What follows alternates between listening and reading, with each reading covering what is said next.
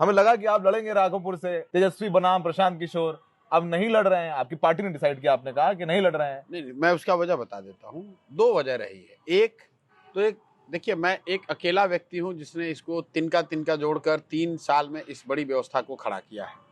और आप लोग चूंकि राजनीतिक पत्रकार हैं, आप ग्राउंड पर रहे, तो आप इस बात को समझते हैं कि इतने बड़े व्यवस्था को बनाने चलाने में कितनी ताकत, मेहनत, पैसा, साधन, समय लगता है। तो अगर मैं चुनाव लड़ता तो उसमें 3-4 दिन भी अगर मैं जाता वहां प्रचार के लिए, तो ऐसे बहुत सारे लोग जो डॉक्टर थे, वकील थे, नौकरी करते थे, वो छोड़कर मेरे भरोसे आकर चुनाव लड़ रहे हैं। तो लोगों एक बहुत बड़ी जिम्मेवारी ये हो गई कि मैं अपना चुनाव लड़ने जाऊं, या जिन लोगों ने अपना सब कुछ छोड़कर प्रशांत किशोर के भरोसे, इनके राजनीतिक समझ, हमारे प्रचार, हमारे भाषणों के भरोसे, हमारे व्यवस्था के भरोसे में अपना सब कुछ छोड़कर दांव पे लगाया है, उनके मदद में खड़ा हूं।